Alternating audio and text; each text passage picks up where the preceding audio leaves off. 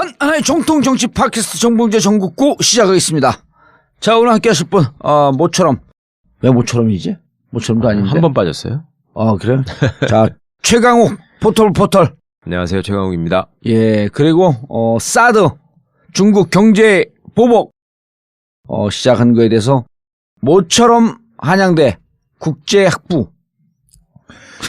국제학대학원 중국학과입니다. 국제학대학원 중국학과 민귀식 교수님. 네, 민귀식입니다. 반갑습니다. 예. 근데 당신은 이런 얘기하면 기억해? 그런 용어를 그대로? 현묵 민기식 교수님까지 이거 기억하죠. 대단하십니다. 우리는 뭐 얘기 딱 하려면 일단 그 용어가 안 떠올라. 워낙 많은 사람을 만나시잖아요. 저야 뭐. 자, 사드 심각하죠? 네. 터널이 끝이 안 보이는 것 같습니다. 들어가긴 이제 했는데. 시작하는 거 아니에요? 이제? 네, 이제 시작이죠. 이제 작년 시작이구나. 7월 달에 시작을 해서 예. 이제 뭐 입구에서 맴돌았다 이렇게 봐야죠. 예. 배치하면 계속 경고를 한 거 아니에요? 7월 8일 이후에. 네. 그래서 저는 이제 작년 7월 달에 배치 결정을 1단계라고 보고 이번에 이제 이 토지 확정을 하는 것을 2단계. 예. 2월 27일, 28일. 네. 그리고 이제 실전 배치가 완료되는 것을 3단계라고 본다면 이제 작년 7월 달부터 계속 경고도 하고 또 뭐 한국 기업인들에게 여러 가지 유형무형의 압박을 해왔는데 이번에 이제 했죠 이미. 네, 이번에는 굉장히 이제 노골적으로 직접적으로 보이게 지금 하고 있지 않습니까? 그렇게 본다면 3단계 들어갔을 때에 저들이 취할 수 있는 액션은 이것보다 훨씬 강하고 좀 더 직접적으로 하겠다는 지금 사인을 보내고 있다고 평가를 하는 것이 좀 맞을 것 같습니다. 지금도 휘청휘청한데 이제 사인에 불과한 거 이 정도면? 그렇죠. 이제 정말 이번은 손바닥으로 손을 펴고 때렸다면 나중에는 이제 주먹으로 진짜로 때릴다고 봐야죠. 네. 그런데 롯데는 망할 것 같고 왜 결정을 했을까? 진짜 이해가 안 돼.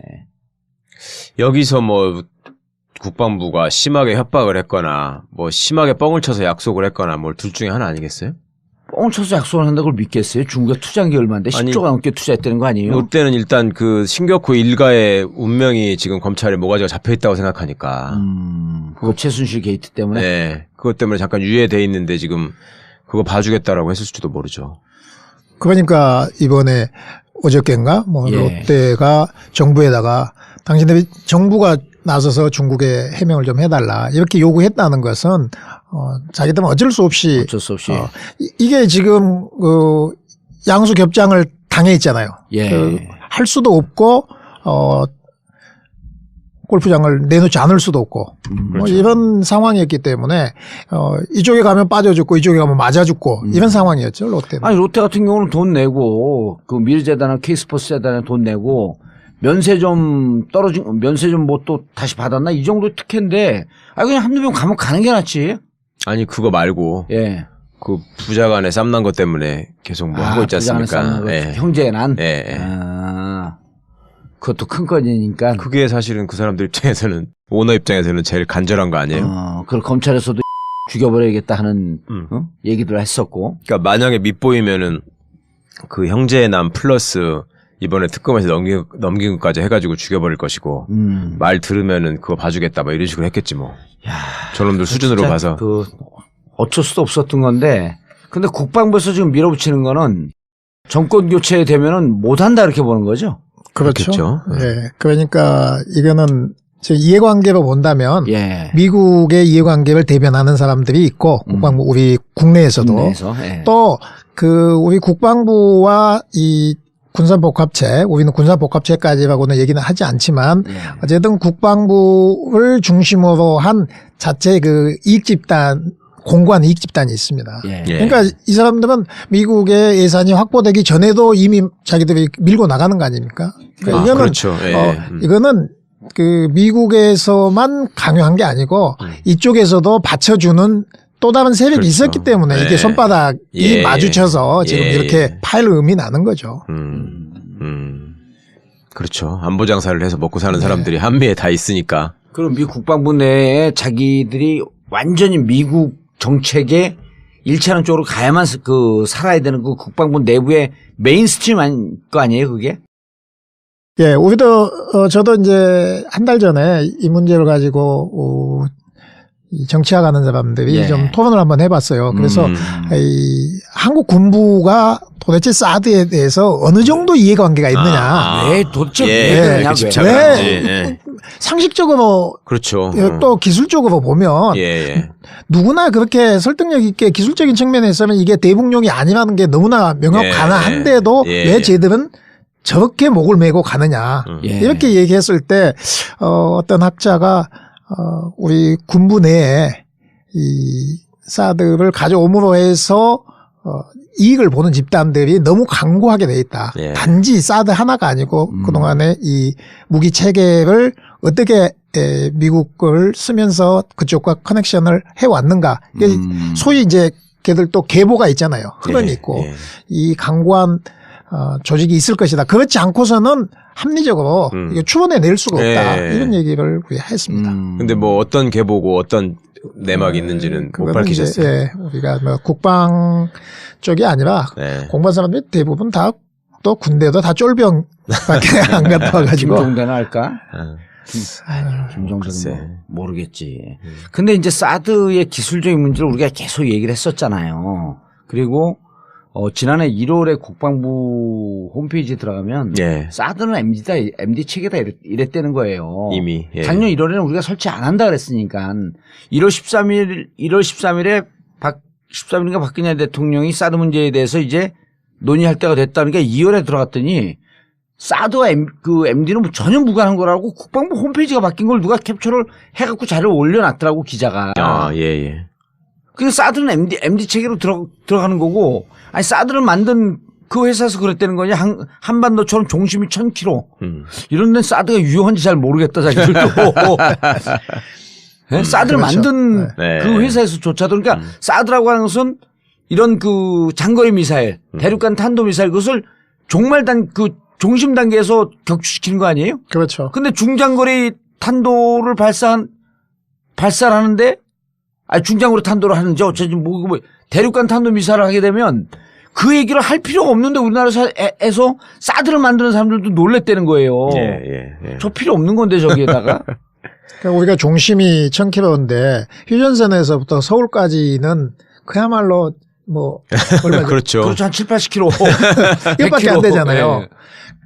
그러니까 종심이 저기 부산에서 저기 무슨 함경도 예. 봤을 때가 1000km인데 이게 이 자기들의 논리를 가지고 우리가 해석을 해도 그 해석이 안 되는 거죠.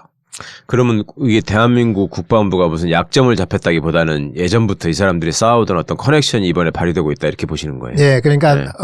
누군가가 약점이 잡혀서 했다면 예. 우리 국방 정책을 네. 결정하는 사람이 약점이 잡혔다면은 이렇게 혼자 밀고 나갈 수가 없는 거죠. 예. 그런데 그것이 명시적이거나 또는 보이지 않는 손이거나 간에 예. 이 하나의 집단. 거대한 이 커넥션이 있다는 거죠.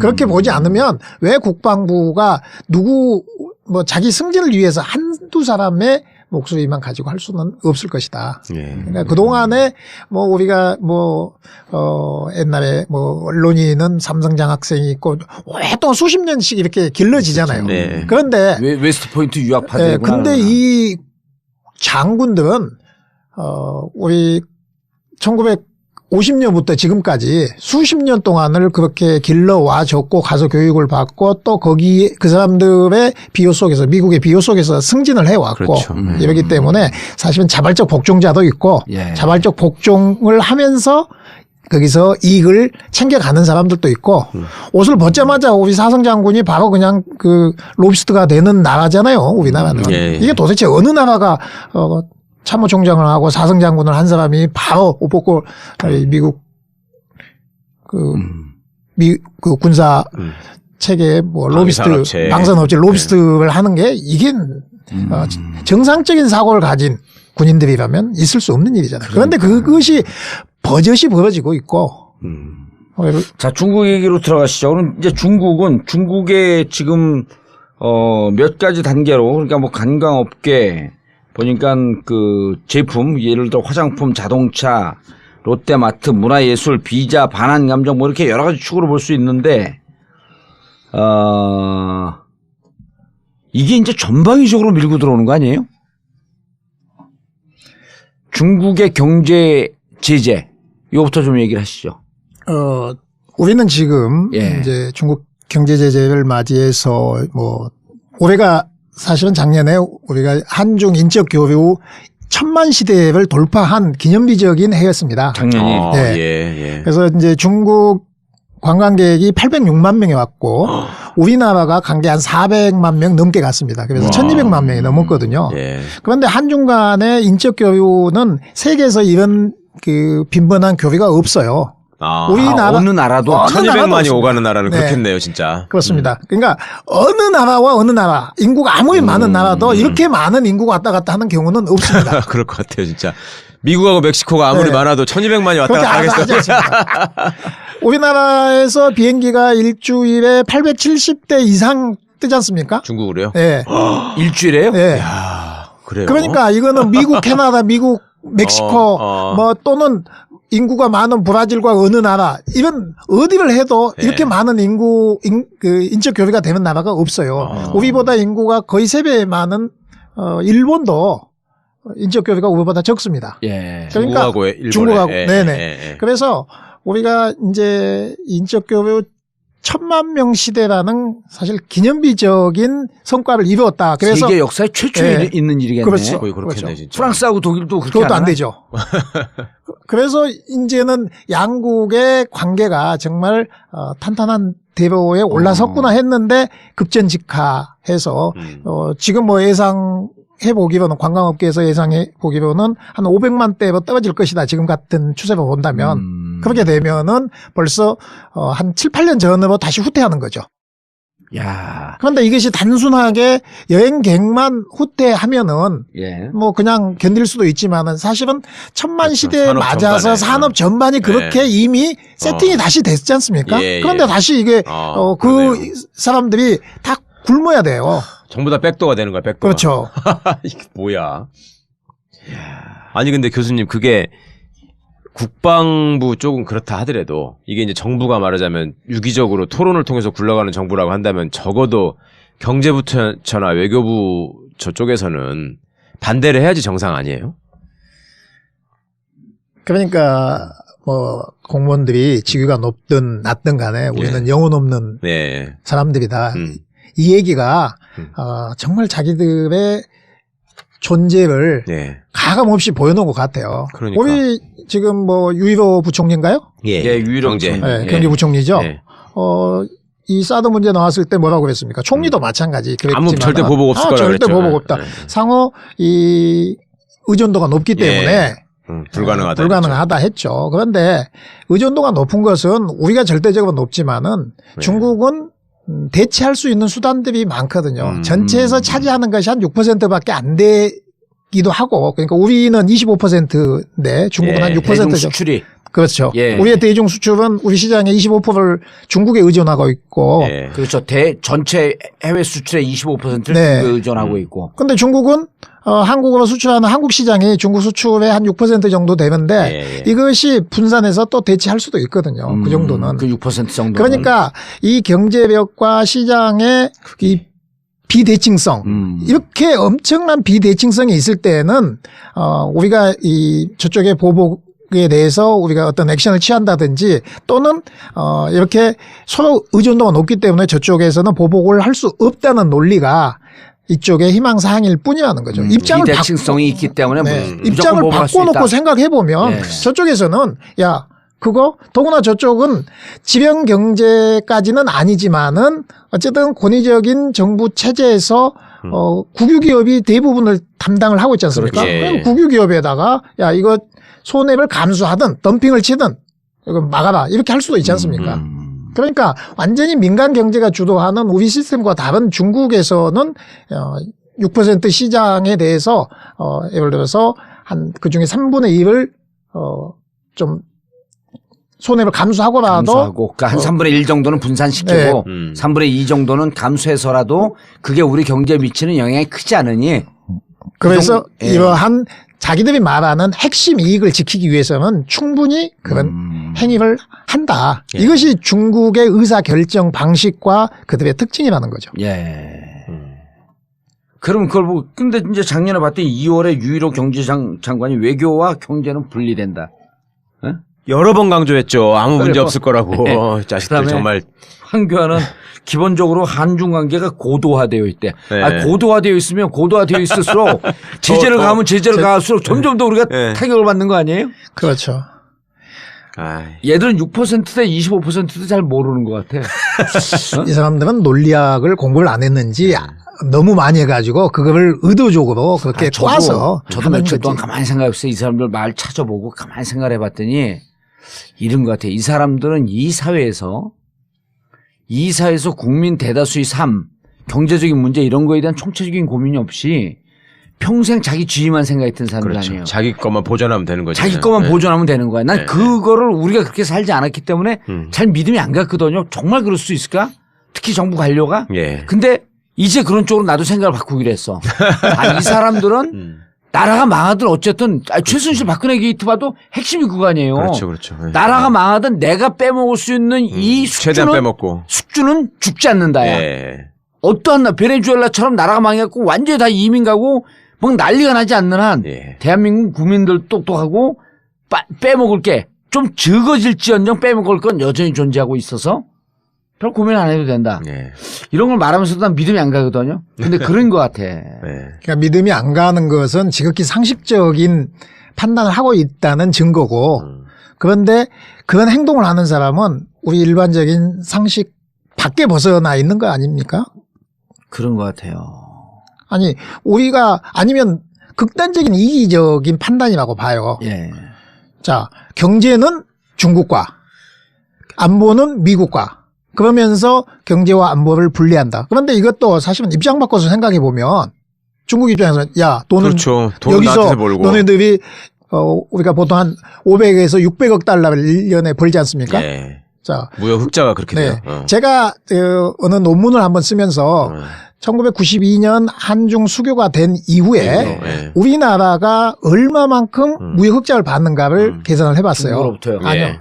전체 무역 흑자액을 네. 해보니까 92년 이후에 예, 약 4,500 몇십억의 무역 흑자를 받더라고요. 와. 우리나라 전체 예. 92년 이후에 무역 흑자액이. 네. 근데 4,500억 500억 달러. 달러. 아, 네. 4,500억 달러. 예. 그런데 그 기간 동안에 중국에서 우리가 흑자를 본 무역 흑자가 4,750억 달러예요. 무역 흑자만. 예. 그래서 깜짝 놀랐어요. 와. 거꾸로 생각하면 중국이 없었다면 우리는 92년 이후에 무역 적자더라고요. 아, 500억 달러, 4,200, 4,700이니까 500억 달러 정도? 아니 4,500에 한 200, 한 50억 네. 달러 정도 92년 이후에 네. 순적자일 수 있어요. 단순하게 중국이 중국을 아니었으면. 네. 아니었으면. 예. 야, 그 의미 있는 수치네요. 예, 근데 이거를 어디 논문에도 이런 통계가 없어서 제가 저 국가통계국 자료를 연도마다 다 더하고 빼고 해가지고 예. 한번 그 통계를 만들어봤습니다. 음. 그러니까 실제 이제 만약에 중국에서 이런 통계를 내 방송을 듣고 또 뭐예요? 그 얘기를 한다면 야, 너네 우리 아니었으면 완전히 적자국이었다며 이제 이렇게 할 수도 있을 거 아닙니까? 그쪽에서는. 그런데 아까 경제와 외교가 분리된다는 그것도 말이 안 되잖아요. 분리가 돼? 마찬가지로 경제와 안보가 어떻게 분리됩니까? 경제 안보가 얼마나 중요합니까? 경제 안보도 있고 국방 안보도 있고 지금은 예전처럼 전쟁이 그렇게 쉽게 일어나지 않기 때문에 예. 갈등은 있지만 전쟁은 일어나지 않기 때문에 예. 이 사실은 전쟁의 강을 대비하는 것은 옳지만은 그것 때문에 뭐 경제를 완전히 희생해야 된다 이런 논리는 너무 예. 극단적인 논리잖아요. 예. 그런데 지금 마치 지금 여러 정부 기관이나 여당에 있는 사람들은 우리는 경제를 희생하더라도. 희생을 하더라도 이번에 본때를 보여줘서 우리의 자존심을 지켜야 된다. 하잖아요. 그 김정은이야. 김정은. 그래서 진짜 김정은식 논리네, 예. 그거는. 이거를 들으면서 제가 무슨 생각이 버뜩 들었냐면 옛날에 병자호란 때 저들이 쳐들어오니까 그렇죠. 서울의 백성이 다 죽어도 된다. 그렇죠. 우리 사직만 지키면 된다. 예. 이 논리하고 너무나 유사한 거예요. 그러네요. 예. 그 아무 의미 없는 명분론에 매달려가지고 사람들 다 그렇죠. 죽어나가게 만들고. 그러면 지금도 청년 실업도 많고 우리의 이 절대적 소득이 이렇게 줄어들고 있는 판에 예. 지금 경제를 다 포기해도 된다? 네. 이것은 국가를 책임지거나 내지는 책임자가 아닌 한 일개 필부라도 이렇게 얘기를 해서는 안 되죠. 예. 경제 이게 어느 정도 예측이 안 되죠. 지금 어느 정도 심각해질지. 아니 근데 아까 1200만 명 얘기를 들으니까 이런 느낌이 드네요. 정치, 외교, 군사는 각기 따로 하고 두 나라가 거의 어찌 보면 사회, 문화, 경제적으로 통합이 되어 있었던 거야. 사실상 그런 셈이죠. 어? 왜 우리 한류도 다 거기 가서 돈 벌어오고 양쪽의 문화도 통일이 돼 있지 않았어? 하와이하고 미국 본토 다니는 사람이 그거 10분의 1도 안 될 것 같은데. 같은 나라지만. 세계 사적인 유일한 케이스네요. 네. 1200만이 왔다 갔다 했다. 그러니까 몇 년 전까지 한 3년 전까지만 하더라도 한국의 관광객이 중국으로 가는 숫자가 훨씬 많았거든요. 아, 예. 그랬었죠. 그때는 예. 그때는 이제 양쪽의 교류가 600만 명 시대 때는 우리가 한 400만 명 정도 갔어요. 아, 저쪽에서 예. 오는 게 한 200만 명 한 200만 명 오고 예. 7, 8년 전이라는 거죠, 그게. 아니요 몇 년 전 그 정도 되지도 않아요. 한 4년, 4, 5년 전만 하더라도 그러니까 조그만 나라에서 5천만 인구가 한 600만 명이 연인원이 중국을 갔었거든요. 네. 그때 중국에서 오는 숫자는 200만밖에 안 됐어요. 그때는 400만쯤 갔고 200만쯤 예. 갔고. 근데 예. 이제 우리는 한 450만 정도만 늘었어요. 조금 늘었고. 늘었어요. 예. 10 몇 퍼센트 늘었을 때 중국은 거기서 200만에서 네 배가 800만으로 늘었네. 4배가 는 거예요. 이 단기간에. 예. 그러니까 중국인들이 이제 세계에서 중국은 가장 큰 그 여행 시장이에요. 그렇죠. 그러니까 여행객이 가장 많은 나라가 네. 중국이기도 하고 여행 소비자가 이태리보다도 더 많이 외국인이 찾아가는 나라가 중국이기도 하고 중국인이 밖으로 나가는 나라도 것도? 가장 많은 나라예요. 아. 그러니까 이제 이 사람들이 돈도 있고 그동안에 못 가본 데도 많고 이러니까 그렇죠. 정말 많이 외국을 나가거든요. 네, 네. 그 중에 우리나라의 일부가 오는 겁니다. 음. 그래서 그렇게 일부가 와도 800만 명이 넘게 왔어요. 몇 그러니까 프로쯤 차지해요? 중국 해외 관광객 중에 800만이면은? 그 통계가 좀 나오나요? 800만이 아닐 때는 좀 봤는데 우리나라가 전체적으로 한 단자릿수 예. 이 정도 됩니다. 그러니까 10% 넘지 않고. 한국으로 관광 오는 비율이 예. 전체 중국 관광객 중에 10%가 안 된다. 예. 근데 이제 더 이게 우리가 깊게 보면 약간 불안한 요소가 있어요. 예. 첫째, 고급 관광객들은 유럽으로 갑니다. 그렇죠. 그다음에 그래서 저가 관광이죠. 그다음에 일본 미국으로 가고 일본을 갑니다. 네. 그리고 또 뭐 이집트를 간다거나 이런 데는 한 번 가고 또 가고 여러 번을 가요. 네. 근데 한국을 2번 오는 비율은 현격하게 차이가 나요. 예, 예. 그러니까 한국에 와가지고 한 번 오는 사람들이 다시는 잘 안 온다는 거예요. 그리고 오는 사람들은 쇼핑하러 와서 그 사람들은 관광을 하는 게 아니고 그렇죠. 바로 동대문과 남대문에만 가는 거예요. 그 명동하고 딱 그래서 이 사람들은 어디 가서 뭘 보거나 쓰거나 이런 게 아니고 물건만 사가지고 가는. 그래서 이제 다 관광이기는 하지만 이 사람들이 남대문 동대문 가는 것도 어찌 보면 저가 쇼핑 아니에요. 그렇죠. 그러니까 이제 이 관광의 확장성이 우리가 좀 떨어지기는 했으나 예. 그래도 워낙 많은 지역에서 이제 한번 관광을 가보자. 그리고 야 동대문 가면 좋은 물건이 예, 있다더라. 싸다더라. 예. 그리고 이게 비행기 값도 나온다더라. 예. 이러니까 많이 오는 거거든요. 그래서 우리가 이제 동대문이나 남대문, 명동에서 그걸로 사는 가족들이 얼마나 많습니까? 그럼요. 예. 예. 이게 지금 결정적 타격을 받게 되는 거죠. 지금은 이제 소비 제품과 이런 완제품이 우선 타격을 받지만은 다음에는 이제 우리 수출이 또 타격을 받을 단계로 그렇겠죠, 당연히. 가겠다. 중간재 이게 이제 수출. 걱정이 돼요. 중간재 수출 문제가 네. 심각해지는 거죠. 그러면 이제 우리의 기업들, 그거는 대기업이 이제 담당하는 부분이기 때문에 대기업이 주저앉으면 그나마 우리 경제가 버틸 힘이 지금까지는 현재는 대기업이 타격받는 이런 양태는 아니잖아요. 이제 롯데로 시작되고 있는 거지만 예. 정태인 교수님 같은 분은 뭐 이렇게 가면 이제 재벌이 망할 거다 이렇게 딱 예측을 하시던데 이대로 가면 중국 때문에 재벌이 망할 거다. 그럼 우리나라 재벌 개혁 정책을 중국에 해주는 거야? 예. 그렇게 된다고. 아유 어지러.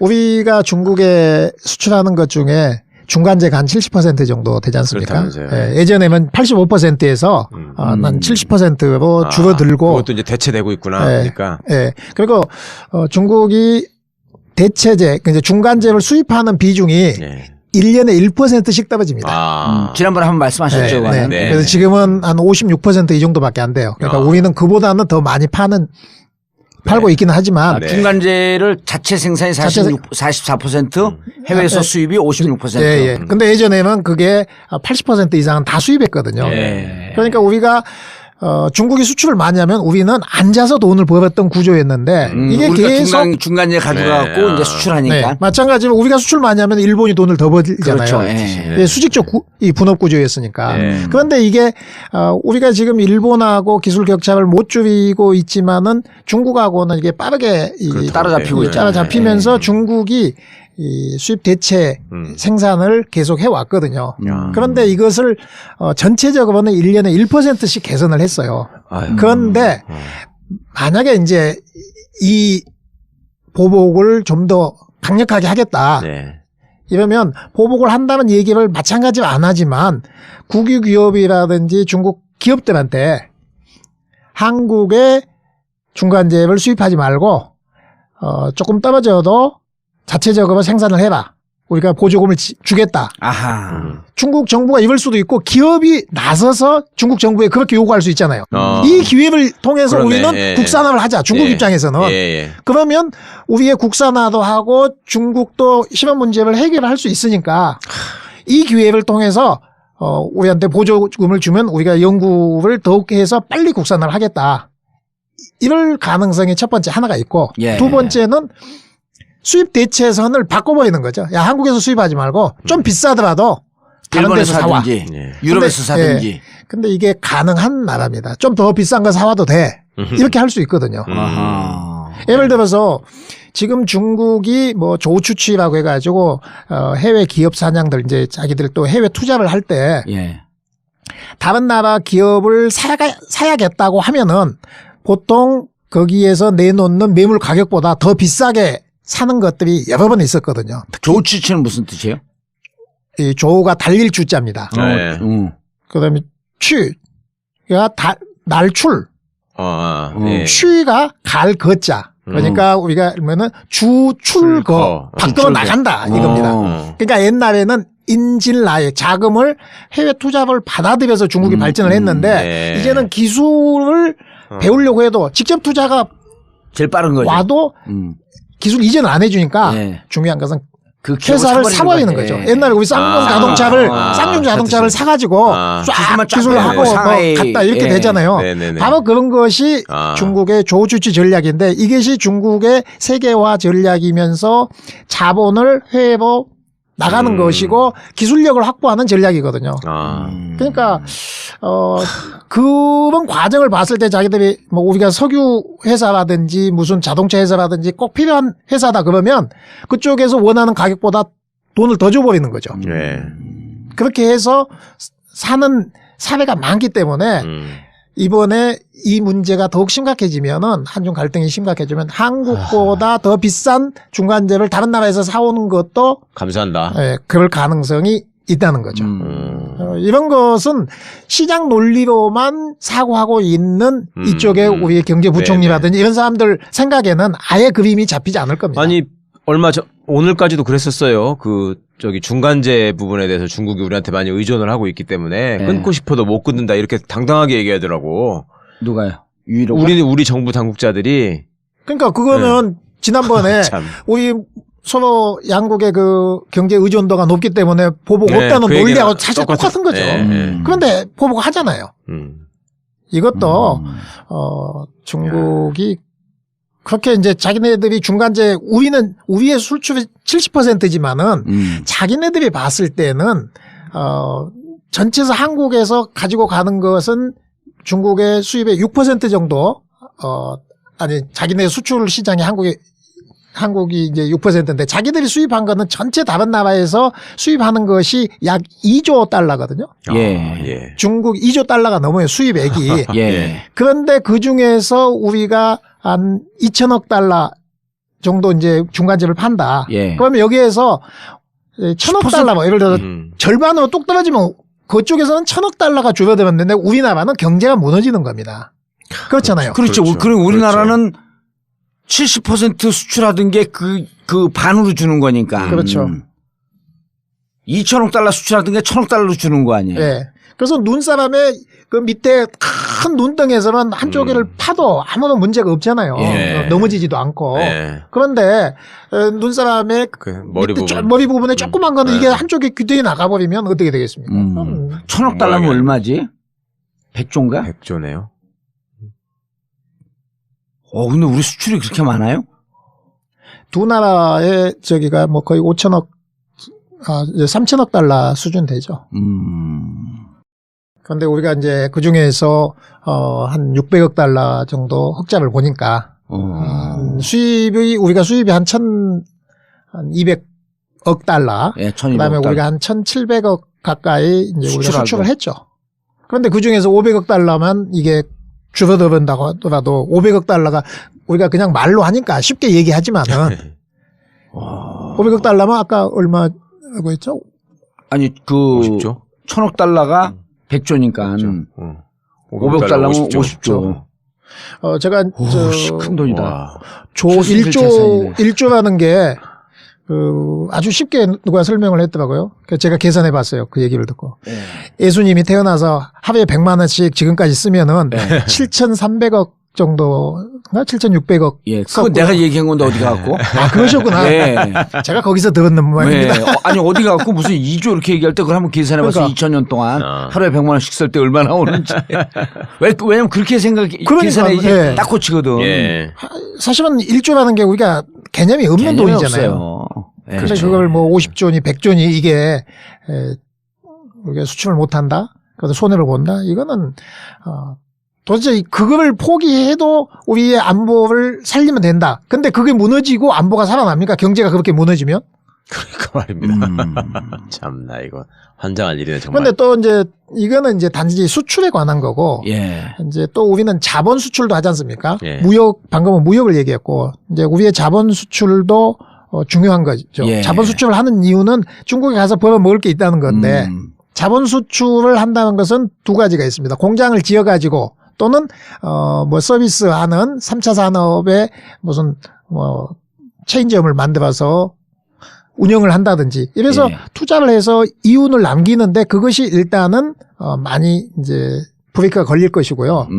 그 중에 투자 중에는 또 상당 부분 제조업에서는 환경 분야라든지 중국의 환경 개선이 지금 시급한 가장 과제니까. 블루오션이거든요. 네. 그래서 한국의 이 중소기업들이 환경 분야 진출을 많이 하려고 해요. 중국에. 네. 그런데 이런 기업들은 전부 어. 인허가 사업입니다. 예, 그렇죠.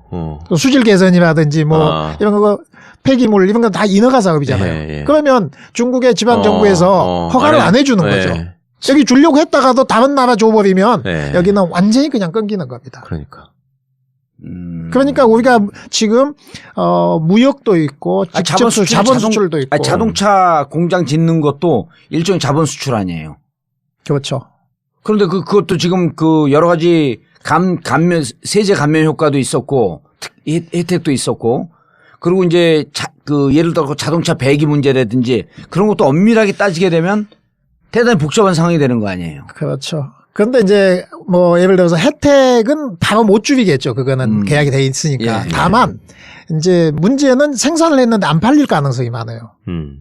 중국인들이 가지고 그러네요. 있는 예. 반한 감정이 커지면 일종의 현대자동차잖아요. 불매운동이 돼버리니까. 현대자동차를 타면 마치 매국노가 되는 거예요. 예. 그래서 제가 이제 우리 중국 학생이 있지 않습니까? 예. 근데 걔가 지난번에 일본 뭐 문제 있었잖아요. 2년 전에. 예. 생각구 뭐 예. 조도 문제 있었을 때. 2012년에 그건 한 4, 5년 됐더라고. 아, 벌써 그렇게 되네요. 이래서 그 집에 아버지가 있는 그 일제 차를 못 타고 다니고 이제 차가 2대인데 딸 차를 타고 다니는 거예요. 그러니까 이 사람들도 그런 그 일본하고 갈등이 커졌을 때면 무서워서 일본 차를 못 타고 다니지 않습니까? 네. 그런데 신규로 매입하려고 하는 사람들이 어떻게 사겠어요? 못 사죠. 못 사죠. 아니 우리가 80년대 초중반에 83년쯤으로 기억하고 있는데 일본 교과서 왜곡 사태 있을 때 일본 제품 불매운동 했잖아요. 그 어마어마한 그럼요. 타격을 입혔잖아 그래갖고. 교과서 얘기 나올 때마다 일본 차가 안 팔리죠. 우리나라에서도. 안 팔리지. 항상 문제가 그때 되고. 정식 예. 수입 안 되는데도 예. 야매로 타고 다니는 것도 막 깨버리고 깨버리고. 그런 거 아니야. 그러니까 2000년 돌아가지고도 일본이 뭐라고 난리 칠 때마다 일본 차 불매운동이 다 있었죠. 아니, 그러니까 그런 심정이 예. 우리 지금 때보다 그때 정도의 애국심이 지금 있는 거야 중국에는. 그렇죠. 그보다 아마 더 큰 것 같아요. 그럴 것 같은데요. 왜 더 크냐 하면, 중국인들이 원래 가지고 있는 중화에 대한 자부심이 지난 150년 동안 이 구력의 역사였지 않습니까? 그렇죠. 그런데 이제 다시 회복을 하면서 이렇게 마치 그 스프링이 억눌렸다가 예. 다시 이제 힘을 받아서 튀는 것처럼 우리가 세계 이 반작용이, 최강인데 우리한테 까불어 그런 뭐 이런 것들이 심정이 있는 있는 거죠. 거네. 그래서 이 특히 젊은 세대들은 무서울 게 없어요. 중국의 이 군부에서도 나이든 이 군장성보다는 영광급들이 그렇게 훨씬 강성이라잖아요. 미국에 대해서 그냥 한번 해볼까? 뭐 이런 예. 이 브레이크가 없는 발언을 서슴없이 하는 것들은 보통 영광급이에요. 네. 그 사람들은 굉장히 자신 있게 자기네들은 그런 세상을 살았거든요. 그런데다가 중국 특유의 그 애국심. 예. 그리고 애국심이라는 것이 이제 이 중화주의와 결합이 되면서 더욱더 강하게 증폭이 되는데 또 하나 이 사람들이 가지고 있는 그 의사 결정 과정이 민주 집중제잖아요. 예. 공산당의 예. 의사 결정은 그러니까 한번 결정이 되면 누구나 다 따라야 되는 거예요. 예. 이것이 바로 집단주의와 서로 상승작용을 중화주의. 일으키면서 더 이상 다른 말이 안 나오는 거예요. 그러니까 예. 우리 같으면 뭐 사드에 대해서도 이렇게 얘기하는 사람 저렇게 얘기하는 사람 예. 있을 수 있잖아요. 예. 근데 거기에서는 다른 목소리가 나오지 않습니다. 그러니까 훨씬 저쪽에서는 감정이 점점 에스컬레이트 될 수밖에 없다. 그렇겠네요. 그런데다가 이거를 더욱더 불을 지핀 것이 바로 인터넷입니다. 예. 인터넷은 정제되지 않는 거예요. 그렇죠. 그래서 감정이 격하게 갈수록 누군가가 자기를 클릭해 준다고 보는 사람이 많기 때문에 예. 그런 사람들이 이거를 좀 더 감정적으로 양국 간의 관계를 극단적으로 하는 거죠. 예. 그래서 저는 그게 좀 걱정스러워요. 인터넷 상황. 인터넷 상황. 그 젊은 애들이 몇 명이 선동해가지고 야 지금 우리 저 코리아타운에 오토바이 가지고 우리 가서 한 바퀴 휙 돌자. 가면 협박하고 오자. 이럴 수 있잖아요. 우리 저 오토바이 하는 그 무슨 쪽이죠? 폭주족 같은 애들이 있잖아요. 예. 그런 애들이 또 애국심이라 하면 마치 자기들 또 좋은 일을 하는 것 같잖아요. 예. 근데 애들이 가가지고 코리아타운을 휘감기고 다니면 이거는 상당히 큰 문제가 생길 수 있어요. 10,000명 이상의 우리 코리아타운이 일본 애들은 숨어서 산대요. 그 저펜타운이 없대요. 중국에서. 예. 저펜타운이 없는데 예. 우리는 다 모여갖고 또 우리도 가서 그냥 큰 소리 막 치잖아. 뭣도 모르고. 근데 10,000명 이상 모여있는 코리아타운이 한 14군데? 네, 그 정도 되죠. 중국 안에요. 예. 근데 이제 그 코리아타운도 이게 3단계 들어가서 격화되면 타격의 대상이 될 수 있다는 거지. 그렇겠네요. 그것이 그렇게 되면은 정말 만약에 우리나라 국민이 한 명이라도 린치를 당했다. 그럼 어떻게 되겠어요? 그렇죠. 우리 정부도 가만히 있을 수도 없고 우리 국민들도 이거는 이제 어떻게 격앙이 되고. 경향에 대해서 이거를 차분하게 얘기하자는 사람이 이성적으로 얘기하는 사람이 바보 되는 그런 분위기가 되고 반민족주의자가 되는 거죠. 네, 그렇게 되는 거죠. 그런데 그럴 가능성이 그 젊은 애들 중에 극단적인 사람들은 어디나 있잖아요. 근데 그럴 가능성들이 많고 지금 젊은 친구들 중에 또 이제 이런 그 열등 의식도 있어요. 뭐냐면 스포츠 할 때마다 노냥 우리한테 지잖아요. 축구 같은 거. 근데 이제 중국이 또 누구죠? 지금 누가 후진타오야? 누구야? 시진핑이요? 시진핑. 예. 언제가 후진타오인데. 시진핑이 축구를 좋아한다는 거 아니에요. 그래요? 그래갖고 그 중국 프로축구가 저렇게 활성화되는 거예요. 그래요? 그래 모든 기업들이 예. 각 프로팀을 만들고 예. 철저하게 그러니까 저것도 일종의 그 중화주의 사상 그다음에 그러네요. 뭐 중앙집중주의 뭐 이런 등등 해갖고 야 축구를 이렇게 많은 민족이 왜 우리가 축구를 못 이겨갖고 기를 쓰고 축구 그렇구나. 그래서 갑자기 루니가 중국에 가네마네 하는 게 세계적인 선수들이 다 모여들잖아요. 글쎄요. 근데도 국가대표를 만들면 우리한테 지고 예. 그래 공황증을 극복하려고 하는 이게 중국 정책이에요 축구가. 근데 그게 누구를 불지르냐면 20대들을 불지르고 있는 거거든. 근데 애들이 가만히 보면 마음속으로 축구 맨날 지고 있는데, 사드 배치해? 코리아타운 가갖고, 한인타운 가갖고 한번 휘죠? 그럼 이런 게 복합적으로 폭발을 해버리는 거지. 그렇죠. 그렇게 많은 축구장에 젊은이들이 모여가지고 엄청나잖아요. 자기들이 지금. 졌다. 네. 뭐 이러면 폭동의 가능성이 있죠. 지금 어느 정도냐면요. 우리하고 무슨 상하이 팀하고 하는데 한국에서 서울에서 하거든요. 우리 관중보다 걔들 관중이 더 많이 와요. 응원하러 오는 예. 거예요. AFC 하고 이런데 예.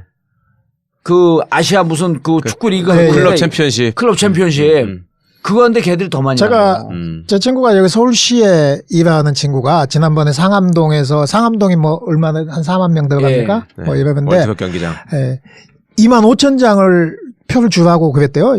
중국에서. 한 방에 2만 5천 개 달라. 자기들이 오겠다. 아니 그때 걔들 그거가 이거예요. 그 경기장을 네. 붉은 홍기로 뒤엎자 막 이런 거 구호를 외쳐대니까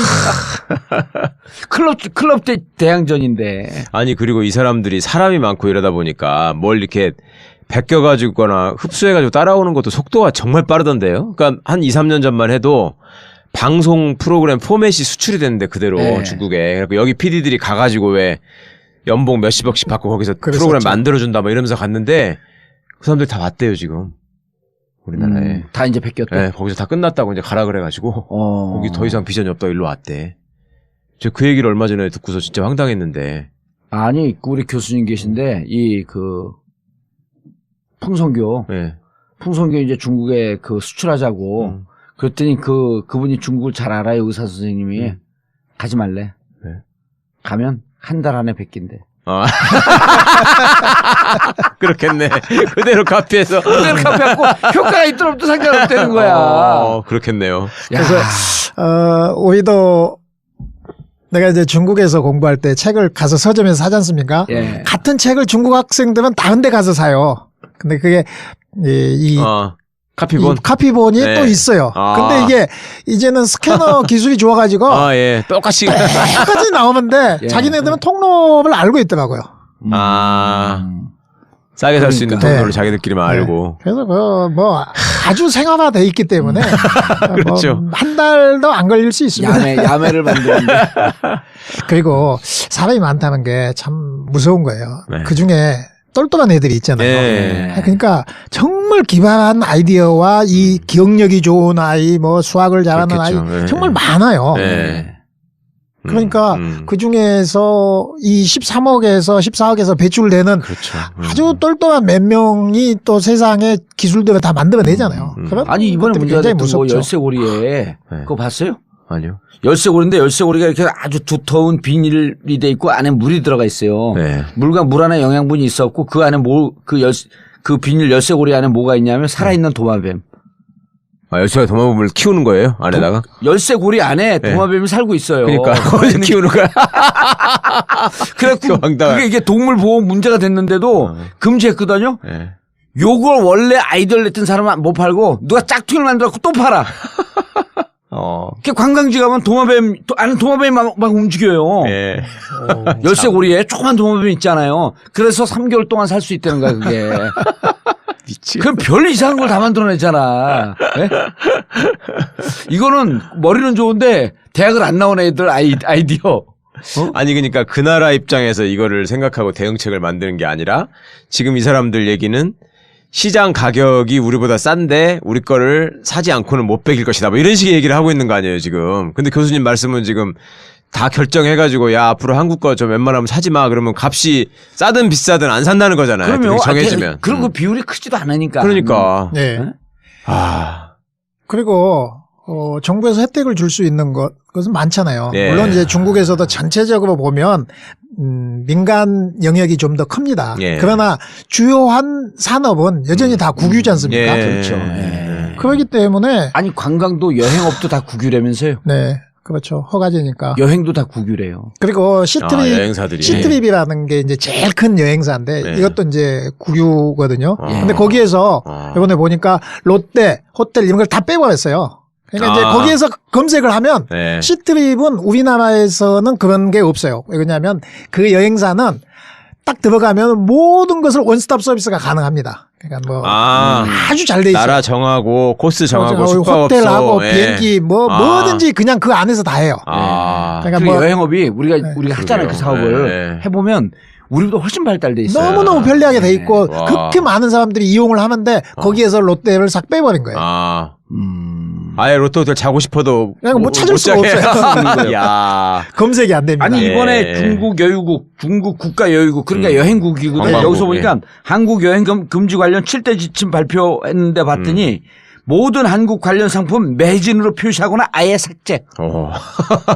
그게 그거죠. 롯데를 삭제해버린 그렇죠. 거예요. 예? 자, 그런데 중국 이제 이렇게 하고 3차 단계로 들어가게 되면 이런 위험성 같은 걸 얘기를 했는데 중국이 지금 양회 기간 아니에요. 예. 그 정치적 관계하고도 연결시켜갖고 얘기를 해야죠. 네.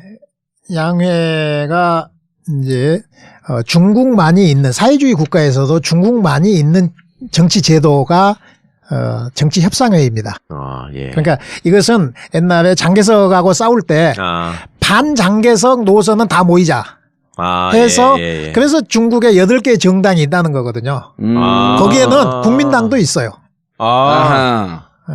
그러니까 장개석에 반대한 국민당도 있었던 겁니다. 그래서 통일 전선을 강화해서 국민당과 싸워서 했는데 예. 이 정치협상회의가 1949년에 10월 1일 날 국가가 세워졌잖아요. 예. 그런데 5년 동안 54년까지 헌법을 대신한 것이 정협 강령입니다. 아하. 그러니까 헌법이 없이 통치한 나라가 중국이에요. 5년 동안. 그것을 대신한 것이 예. 정치협상회의입니다. 그러니까 정치협상회의는 제4회단체의 각계 전문가들을 모아서 자문기구로 놓거든요. 예. 그러니까 자기들이 민주주의가 약하다 이런 얘기를 우리는 정협을 통해서 간접적으로 다 듣는다. 과학자 그룹도 듣고 무슨 그 정치 노동자 협상회의. 듣고 이것이 정치협상회의입니다. 지금은 정당 단위로 가는 게 아니라 그러면 전문가 단체 같은 아니 게 가는 거예요. 이거는 그 정치협상회의라는 것은 네. 사회주의에서 유일하게 중국만 있는 글쎄. 제도인데 이것이 먼저 열리고 네. 양회라는 것이 하나가 열리고 나서 또 열린다는 거잖아요. 그 다음에 전인대. 며칠 있다가 네.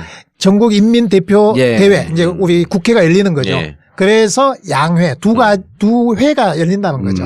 정치협상회의가 정치협상이 먼저 열리고 3월 3일서부터 2주간 열린다고 되어 있거든요. 예. 그러면은 먼저 정협이 끝나요? 정협이 먼저 끝나고 정협위원들은 가서 자문한 내용을 가서 거기다 개진할 수가 있는 거죠. 아, 전인대에 가서. 예, 그래서 이 의사 결정권은 전인대가 가지고 있지만 그래서 자기들이 제기한 문제에 대해서는 전인대에서 반드시 보고를 해야 될 의무가 있어요. 그래서 아주 중요한 것이고 정협 주석은 중국의 그 서열이 랭킹 4위입니다. 아, 예. 상당히 높은 거죠. 그래서 우리가 양회 이렇게 얘기를 합니다. 이번 양회에서 뭘 결정하는 거예요? 이번 양회는 시진핑 일기가 끝난 거 아니에요, 이제? 올해 끝나는 거죠. 올해 끝나고. 예. 그럼 내년서부터 또 그 5년 시작하는 거예요? 그렇습니다. 2022년까지. 2022년까지. 그리고 이제 더 이상 못 해요?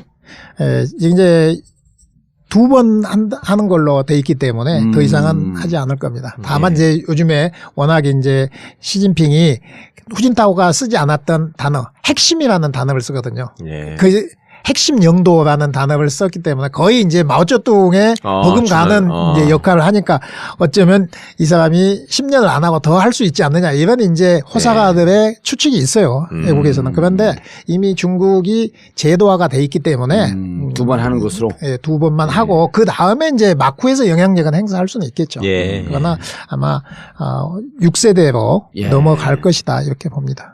그러니까 지금 금년이 아주 중요한 거죠. 정치 일정상. 중국한테는, 예. 그렇네요. 왜냐하면 자기의 새로운 예.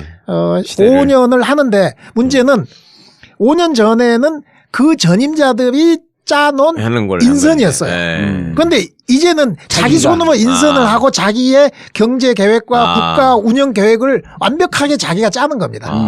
그럼 정치국 상무위원이나 이런 사람들이 다 바뀔 수 있다는 그렇습니다. 거예요, 이번에? 아니, 다 바뀝니다. 예, 와. 리커창하고 시진핑하고 두 사람 남고 둘만 남고. 67세가 되면 예. 연임이 되는데 예. 68세가 되면 차기가 나가야 못 돼요. 넘어가거든요. 예. 그러니까 연령상 이번에는 5명이 다 받게 됩니다. 그래서 아. 지금 중국이 대단한 정치 권력의 그 정치 투쟁의 회오리가 불고 있다. 5명을 다 받게 되니까. 그런데 문제는 시진핑의 팔을 이제 그 정치국 상무위원회에다 넣어야 되는데 뭐 순정차이라든지 소위 차기에 올라올 사람들을 보면 대체적으로 후진타오 시대에 후진타오 공천당 출신들이 많은 거죠. 그러면 예, 예. 시진핑 입장에서는 자기 그러네요. 5년을 자기 아닌 사람이랑. 팀을 짜야 되는데 예, 예. 이게 나무 식구하고 해야 되는 문제가 있잖아요. 후진타오 식구하고 해야 되는. 그래서 이 랭킹을 바꿔야 돼요. 권력 투쟁이 심하다는 얘기죠. 그럴 때 이런 상황에서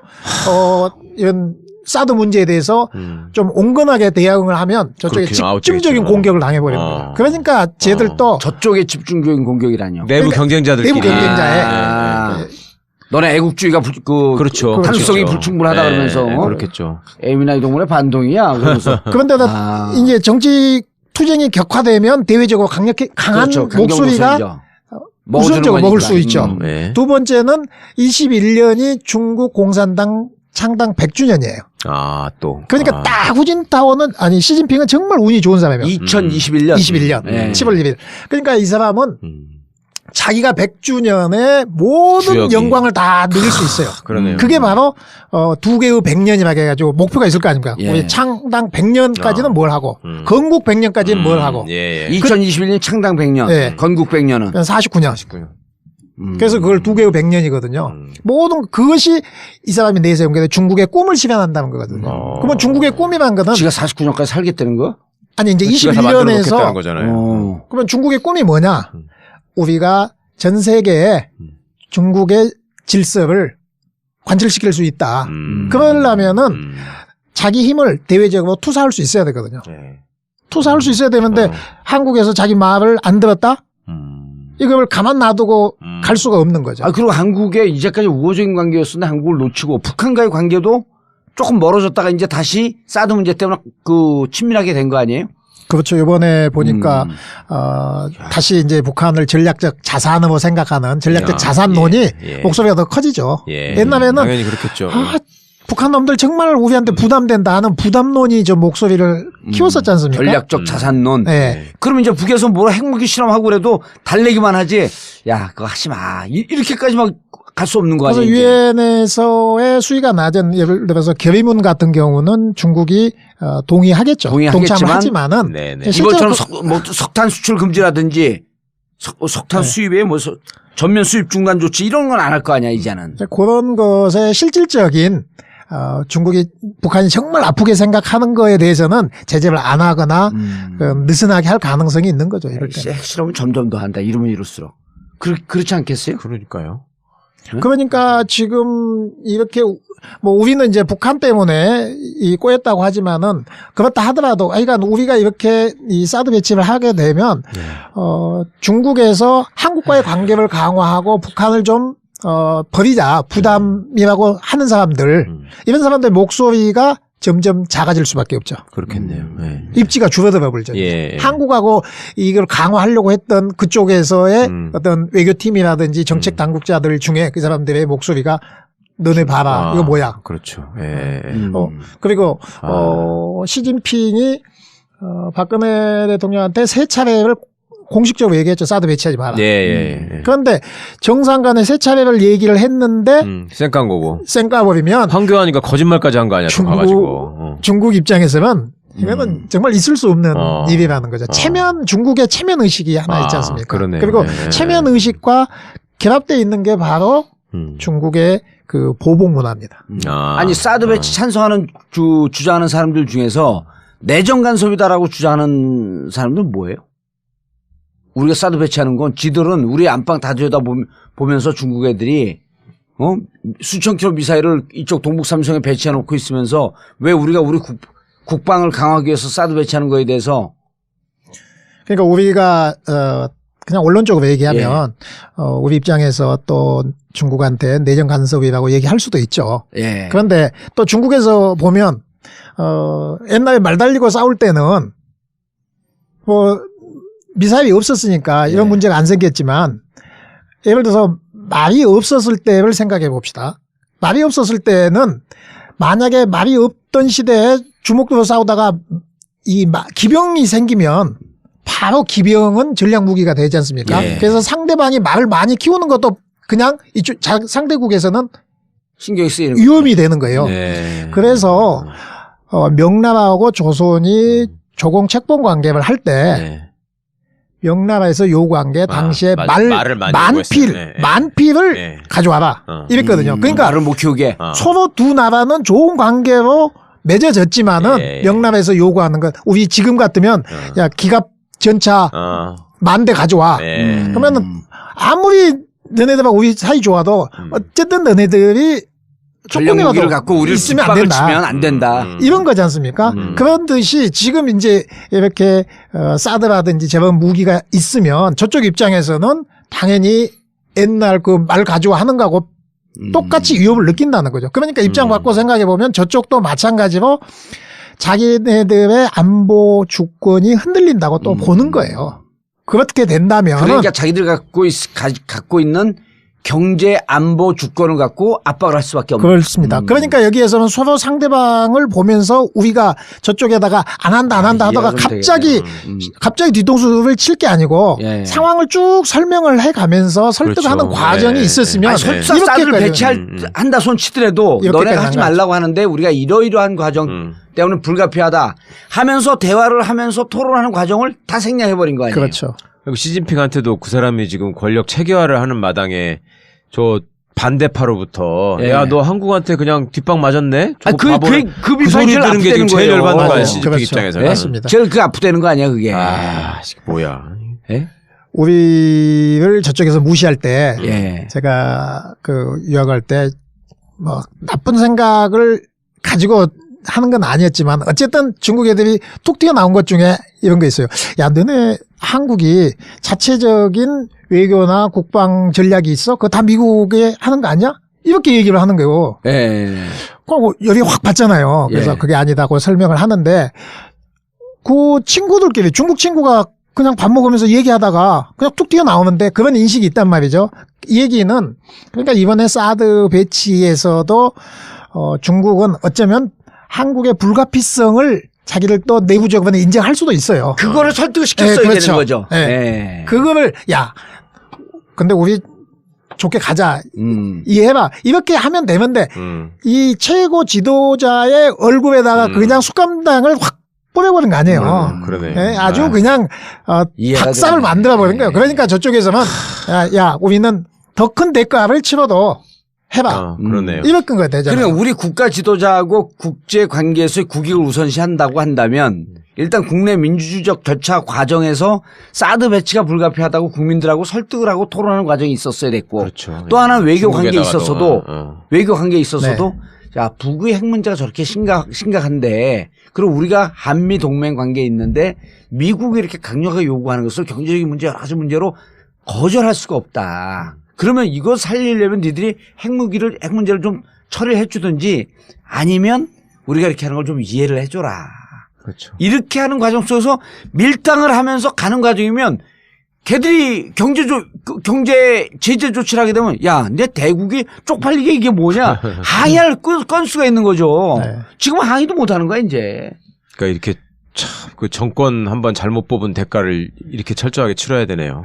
그런데 이게 100년 된 적폐를 없애기 위해선 이 고통을 감내해야 된다고 주장하는 사람들이 있더라고. 근데 너무 너무 많은 커. 사람이 힘들어하잖아요. 예, 그렇게 하기에는 너무 커. 그렇죠. 자, 대책을 어떻게 했으면 좋겠어요? 새로, 뭐, 최성 이번에 후보가 제일 좋은 안을 냈더만 그 정파를 초월한, 그리고 이건 어떻게 생각하세요? 지금 이제 그 시진핑 국가주석이 4월에 미국 한다는 거 아니에요? 미중 정상회담? 예. 4월에? 예. 그래서 여기서 통 큰 무슨 협상이 타협이 있지 않겠느냐? 이번 사드 우리나라 주권이 없는 문제가 나라네. 사드 문제가 이번에 이제 이렇게 악화될 수밖에 없는 이유 중에 하나가 또 하나는 그 미중 간에 트럼프의 등장이지 않습니까? 네. 그러니까 이제는 시진핑하고 삽바 싸움. 삽바 싸움이잖아요. 이제 4년 임기 막 시작됐는데 예. 여기서 밀리면 4년 내내 밀린다는 생각이 있고 그러니까 삽바 싸움을 씨름에서도 할 때는 잘해야 되거든요. 그렇죠. 약간 뭐 예. 그 심판한테 막 무리하더라도 심판한테 막 한 소리 들어가면서도 삿바를 잘 잡아야 이기지 않습니까? 예. 그래서 지금은 삿바 싸움도 상당히 중요한. 사드 문제가 논의가 될 것 같아요. 4월 정상회담에서. 그것은 이제 실무자들끼리 어떤 얘기를 할 수 있느냐에 따라서 이렇게 조정이 되는 거에 따라서 달라지겠지만은 어쨌든 사드 문제를 중국에서는 제기를 하려고 하겠죠. 그런데 이제 저쪽에서 어떤 수준의 그 트럼프의 대답을 받을 수 있을 것이냐, 이것이 조율이 안 되면 꺼내기 어려울 수도 있죠. 꺼내가지고 쪼다댈 수 있지 않습니까? 아니 오히려 우리가 사드 배치하라고 미국이 그럴 때 할동말동하면서 니들끼리 만나고 니들 둘이 얘기해. 이러면 훨씬 편한 거 아니야 그게. 그러면 얼마나 좋아요. 그러니까 이제 사실은 국가 이익 중에는 경제 이익, 안보 이익 다 있지만은 이제 그 자존심이라고 얘기하는 그 국가의 정체성 뭐 이런 것도 있고 국가의 그 위신이 있지 않습니까?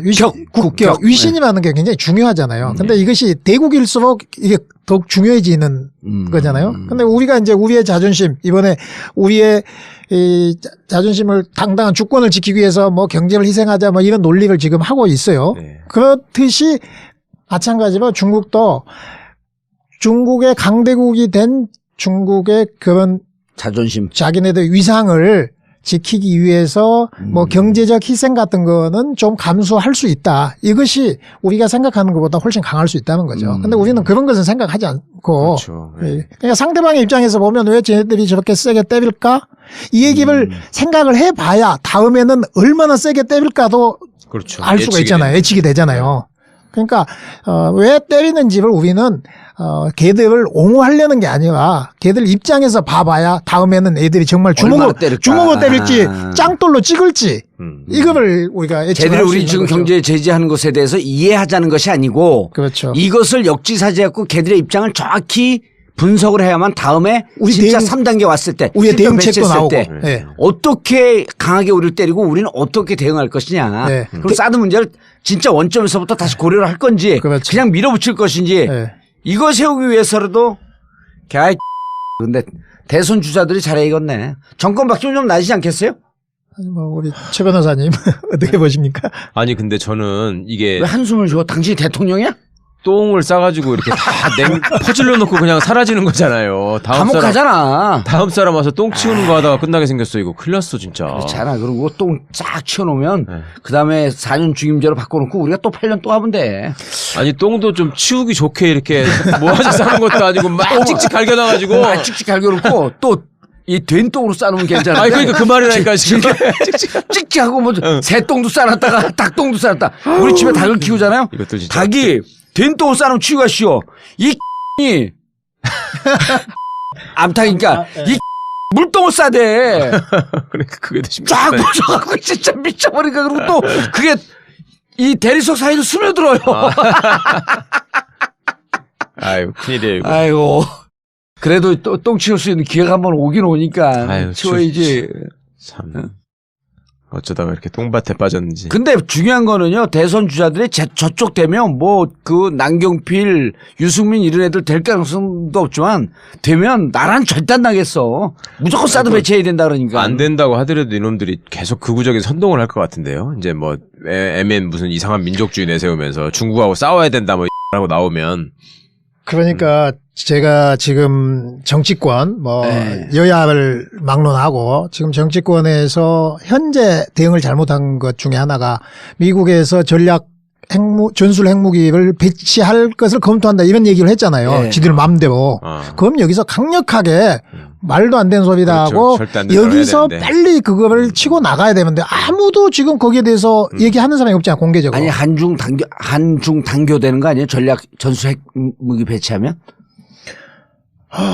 아니 그 무기가 전술 핵무기가 뭐 22년 만인가 다시 온다는 거 아니에요? 네. 내가 저 학교 다닐 때 우리 핵무기 주한미군의 핵무기 철수하라고 막 시위할 때 네. 아무도 얘기를 안 했잖아요. 그리고 진짜 이게 있는지 없는지 긴가민가 했어요. 시위하면서도. 그랬었죠. 근데 뭐 노태우 되니까 이제 뭐 전술 핵무기 1000개를 다 가지고 왔습니다. 이렇게 됐잖아요. 네. 그러니까 그때 우리가 시위를 하다가 긴가민가 했던 것도 그거 진짜 있었구나. 거예요. 이렇게 됐지 않습니까? 근데 이제 이걸 공개적으로 다시 들어오겠다고 하는. 배치하게 되면 한중 관계 이제 완전 끝장나는 거죠. 한중 관계의 끝장 문제를 떠나서 정말 대북 문제 한국이 그러면 여기서 핵을 쓸 가능성이 있다는 거 아닙니까? 그러면 한반도에서 끝나는 핵을 터뜨리겠다는 건데 이거에 대해서 아무도 얘기를 하지 않고 하긴 뭐 핵을 배치하자는 놈들도 있으니까. 그러니까요. 네. 네. 알겠습니다. 사드 배치와 관련된 중국의 대한 압박은 이제 시작이고 이 부분에 대해서 정확히 파악을 해서 대응할 수 있는 정치권의 대응이 필요한데 정권 교체하면 좀 나아지겠죠, 그래도 조금은. 그렇게 기대를 해야 네. 그나마 숨을 쉬죠. 그러니까요. 그리 하고 그다음 북한 가갖고 핵무기 좀 어떻게 잘 하자. 그래 잘 정리하고 그럼 사드가 있을 만한 명분은 없어지는 거 아니에요, 일단은. 조선일보에서 조사를 했어요. 여론조사를. 뭐라고 여론조사를 했냐면 참 이걸 뭐라고 찬성해. 우리 그 한국 사람들이 여론조사니까 어디 갔어? 이씨. 헷갈려. 조선일보에서요. 사드 배치를 찬성하는 것은 56%가 나와. 예? 우리나라 사람들이요? 예, 56%. 그리고 다른 경향신문하고 국민일보에서 조사하면 철회하는 것과 다음 정보로 이관해야 된다라고 하는 게 60%가 넘게 나와요. 예. 근데 조선일보는 어떻게 조사했는지 알아요? 설문을 네. 북한의 미사일 공격을 막기 위해 사드를 배치하는 거에 주한미군의 찬성하십니까? 사드에 배치라는 것을 찬성합니까? 56%. 북한의 미사일 공격을 막기 위해 이거 막는 데 반대하는 놈들이 빨갱이 놈들이지 진짜. 완전히 이게 바로 설문 가짜 뉴스예요 이게 통해서 가짜 뉴스. 완전히 조작이죠. 조작. 예. 알겠습니다. 정권 교체해서 남북한 핵 문제를 좀 잘 해결할 수 있는 그 날이 이제 한 60일밖에 안 남았으니까 3차 아까 1단계, 2단계, 3단계, 3단계 제재 조치까지 가지 않도록. 그렇죠. 예. 그래서 후보가 유력한 후보들이 예. 이 문제는 차기 정부로 넘겨야 된다. 이거를 명시적으로 선언을 예. 하고 야당 후보들은 다 얘기하고 있으니까. 그리고 중국에다도 뭐 특사를 보내든 아니면 뭐 공개적인 메시지를 전달을 하든 간에 신뢰를 줘서 지금 경제 제재 조치 다시 철회하고 철회하고 미래를 보고 좀 네. 믿고 기다려줘라. 아직 대한민국은 끝나지 않았다. 그렇죠. 그리고 우리 촛불 민심을 좀 믿어줘라. 사람이 바뀌면 예. 정책이 진짜 촛불 바뀐다. 민심을 믿어줘라 이렇게 이런 게 가야죠. 제일 좋은 건데. 예? 그래야죠. 예. 알겠습니다. 정봉재 전국구 마치겠습니다. 감사합니다. 감사합니다. 감사합니다. 1, 2, 3, 4.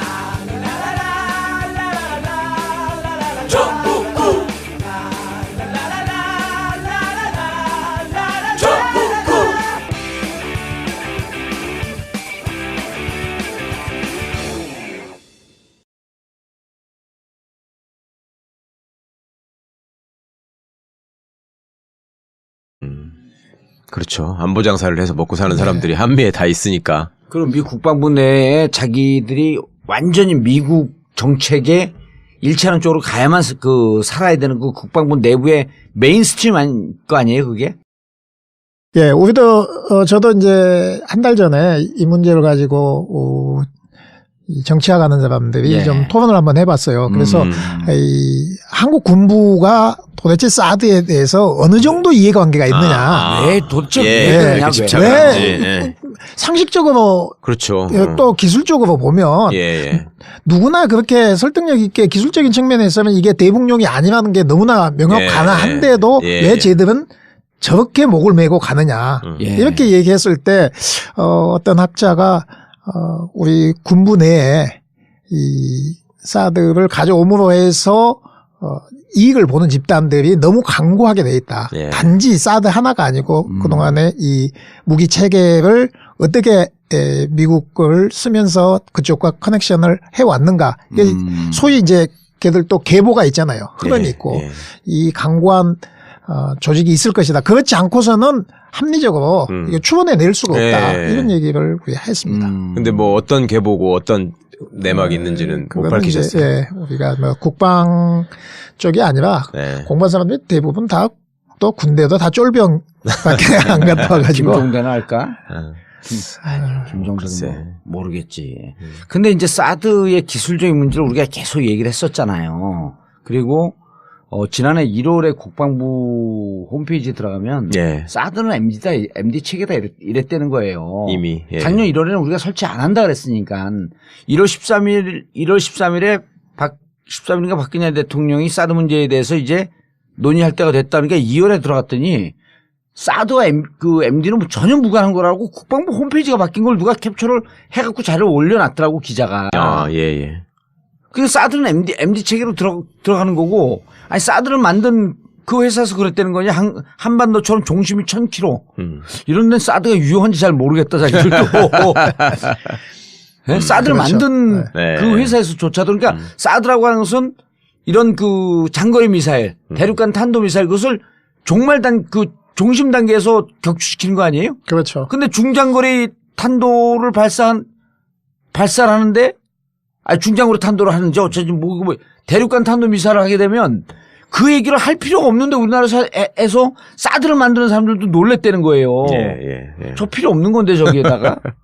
그러니까 우리가 중심이 1000km인데 휴전선에서부터 서울까지는 그야말로 뭐 얼마 그렇죠. 그렇죠. 한 7, 80km. 이것밖에 안 되잖아요. 네. 그러니까 중심이 저기 부산에서 저기 무슨 함경도 네. 봤을 때가 1000km인데 이게 이 자기들의 논리를 가지고 우리가 해석을 해도 그 해석이 안 되는 거죠. 그러면 이게 대한민국 국방부가 무슨 약점을 잡혔다기보다는 예전부터 이 사람들이 쌓아오던 어떤 커넥션이 이번에 발휘되고 있다 이렇게 보시는 거예요. 예, 그러니까 네. 누군가가 약점이 잡혀서 했다면 예. 우리 국방 정책을 네. 결정하는 사람이 약점이 잡혔다면은 이렇게 혼자 밀고 나갈 수가 없는 거죠. 예. 그런데 그것이 명시적이거나 또는 보이지 않는 손이거나 간에 예. 이 하나의 거대한 집단. 거대한 이 커넥션이 있다는 거죠. 음. 그렇게 보지 않으면 왜 국방부가 뭐 자기 승진을 위해서 한두 사람의 목소리만 가지고 할 수는 없을 것이다. 예. 그러니까 그동안에 뭐 우리가 옛날에 언론인은 삼성장 학생이 있고 오랫동안 수십 년씩 이렇게 길러지잖아요. 네. 그런데 웨스트 포인트 유학 파대구나. 근데 이 장군들은 우리 1950년부터 지금까지 수십 년 동안을 그렇게 길러와 줬고 가서 교육을 받고 또 거기 그 사람들의 비호 속에서 미국의 비호 속에서 승진을 해왔고 그렇죠. 이러기 때문에 사실은 자발적 복종자도 있고 예. 자발적 복종을 하면서 거기서 이익을 챙겨가는 사람들도 있고 옷을 벗자마자 우리 사성 장군이 바로 그냥 그 로비스트가 되는 나라잖아요. 우리나라는. 예. 이게 도대체 어느 나라가 참모총장을 하고 사성 장군을 한 사람이 바로 옷 벗고 미국 그 군사 체계 로비스트 방산업체 로비스트를 하는 게 이게 정상적인 사고를 가진 군인들이라면 있을 수 없는 일이잖아요. 그런데 그것이 단 하나의 정통 정치 팟캐스트 정봉재 정국구 시작하겠습니다. 자, 오늘 함께 하실 분, 모처럼. 왜 모처럼이지? 모처럼도 아닌데. 한 번 빠졌어요? 그래요? 자, 최강욱, 포털. 안녕하세요. 최강욱입니다. 예, 그리고, 사드, 중국 경제 보복, 시작한 거에 대해서, 모처럼 한양대 국제학부, 국제학대학원 중국학과입니다. 국제학대학원 중국학과 민귀식 교수님. 네, 민기식입니다. 반갑습니다. 예. 근데 당신은 이런 얘기하면 기억해? 그런 용어를 그대로? 현묵 민기식 교수님까지 이거 기억하죠. 대단하십니다. 기억력. 우리는 뭐 얘기 딱 하려면 일단 그 용어가 안 떠올라. 워낙 많은 사람을 만나시잖아요. 저야 뭐. 자, 사드 심각하죠. 네. 터널이 끝이 안 보이는 것 같습니다. 들어가긴 이제 했는데. 시작하는 거 아니에요? 이제. 네, 이제 시작이죠. 이제 작년 시작이구나. 7월 달에 시작을 해서 예. 이제 뭐 입구에서 맴돌았다 이렇게 봐야죠. 예. 배치하면 계속 경고를 한 거 아니에요? 7월 8일 이후에. 네. 그래서 저는 이제 작년 7월 달에 배치 결정을 1단계라고 보고 이번에 이제 이 토지 확정을 하는 것을 2단계. 예. 2월 27일, 28일. 그리고 이제 실전 배치가 완료되는 것을 3단계라고 본다면 이제 작년 7월 달부터 계속 경고도 하고 또 뭐 한국 기업인들에게 여러 가지 유형무형의 압박을 해왔는데 이번에 워닝을 이제 했죠, 이미. 예, 이번에는 굉장히 이제 노골적으로 직접적으로 보이게 지금 하고 있지 않습니까? 그렇게 본다면 3단계 들어갔을 때에 저들이 취할 수 있는 액션은 이것보다 훨씬 강하고 좀 더 직접적으로 하겠다는 지금 사인을 보내고 있다고 평가를 하는 것이 네. 좀 맞을 것 같습니다. 아, 지금도 휘청휘청한데 이제 사인에 불과한 거 이 정도면? 그렇죠. 이제 정말 이번은 손바닥으로 손을 펴고 때렸다면 나중에는 이제 주먹으로 진짜로 때릴다고 봐야죠. 네. 그런데 롯데는 망할 것 같고. 왜 결정을 했을까? 어? 진짜 이해가 안 돼. 여기서 뭐 국방부가 심하게 협박을 했거나 뭐 심하게 뻥을 쳐서 약속을 했거나 뭘 둘 중에 하나 아니겠어요? 뻥을 쳐서 약속을 한다고 그걸 믿겠어요? 중국에 투자한 게 얼마인데 10조가 넘게 투자했다는 거 아니에요? 롯데는 일단 그 신격호 일가의 운명이 지금 검찰에 모가지가 잡혀 있다고 생각하니까.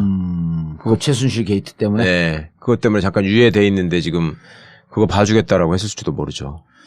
그러니까 이번에 어저께인가 뭐 예. 롯데가 정부에다가 당신들이 정부가 나서서 중국에 해명을 좀 해달라 이렇게 요구했다는 것은 자기들은 어쩔 수 없이 이게 지금 그 양수 겹장을 당해 있잖아요. 예. 할 수도 없고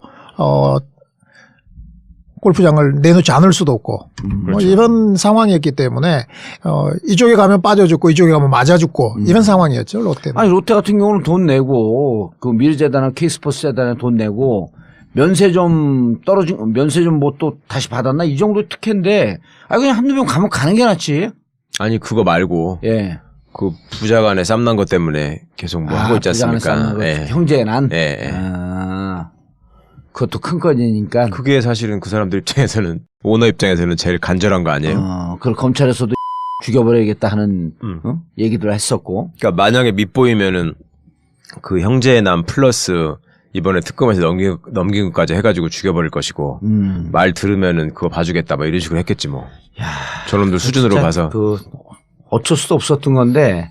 근데 국방부에서 지금 밀어붙이는 거는 정권 교체되면은 못한다 이렇게 보는 거죠. 그렇죠. 예. 그러니까 이거는 이해관계로 본다면 예. 미국의 이해관계를 대변하는 사람들이 있고 국방부 우리 국내에서도 예. 또 그 우리 국방부와 이 군산복합체 우리는 군산복합체까지라고는 얘기는 하지 않지만 예. 어쨌든 국방부를 중심으로 한 자체 그 이익집단 공고한 이익집단이 있습니다. 예. 그러니까 이 사람들은 미국의 예산이 확보되기 전에도 이미 자기들이 밀고 나가는 거 아닙니까? 그러니까 이거는 그렇죠. 예. 이거는 그 미국에서만 강요한 게 아니고 이쪽에서도 받쳐주는 또 다른 세력이 그렇죠. 있었기 때문에 이게 손바닥이 마주쳐서 지금 이렇게 파일음이 나는 거죠. 버젓이 벌어지고 있고. 자, 중국 얘기로 들어가시죠. 그럼 이제 중국의 지금 몇 가지 단계로 그러니까 뭐 관광업계 보니까 그 제품 예를 들어 화장품, 자동차, 롯데마트, 문화예술, 비자, 반환감정 뭐 이렇게 여러 가지 축으로 볼 수 있는데 이게 이제 전방위적으로 밀고 들어오는 거 아니에요? 중국의 경제 제재 이거부터 좀 얘기를 하시죠. 우리는 지금 이제 중국 경제 제재를 맞이해서 뭐 올해가 사실은 작년에 우리가 한중 인적 교류 1000만 시대를 돌파한 기념비적인 해였습니다. 작년이. 예. 그래서 이제 중국 관광객이 806만 명이 왔고 우리나라가 관계 한 400만 명 넘게 갔습니다. 그래서 1200만 명이 넘었거든요. 예. 그런데 한중 간의 인적 교류는 세계에서 이런 그 빈번한 교류가 없어요. 우리나라 어느 나라도 1200만이 오가는 나라는 그렇겠네요, 진짜. 그렇습니다. 그러니까 어느 나라와 어느 나라 인구가 아무리 많은 나라도 이렇게 많은 인구가 왔다 갔다 하는 경우는 없습니다. 그럴 것 같아요, 진짜. 미국하고 멕시코가 아무리 많아도 1200만이 왔다 갔다 하겠어요.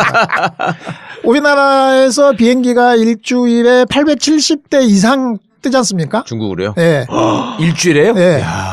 그래요? 그러니까 이거는 미국, 캐나다, 미국, 멕시코 뭐 또는 인구가 많은 브라질과 어느 나라 이런 어디를 해도 이렇게 많은 인적 교류가 되는 나라가 없어요. 우리보다 인구가 거의 3배 많은 일본도 인적 교류가 우리보다 적습니다. 예. 그러니까 중국하고 일본에. 중국하고 네네. 그래서 우리가 이제 인적 교류 천만 명 시대라는 사실 기념비적인 성과를 이루었다. 그래서 세계 역사에 최초에 네. 있는 일이겠네. 그렇죠. 거의 그렇겠네 그렇죠. 진짜. 프랑스하고 독일도 그렇게 그것도 안 하나? 되죠. 그래서 이제는 양국의 관계가 정말 탄탄한 대로에 올라섰구나 했는데 급전직하해서 지금 뭐 예상해 보기로는 관광업계에서 예상해 보기로는 한 500만 대로 떨어질 것이다. 지금 같은 추세로 본다면 그렇게 되면은 벌써 한 7, 8년 전으로 다시 후퇴하는 거죠.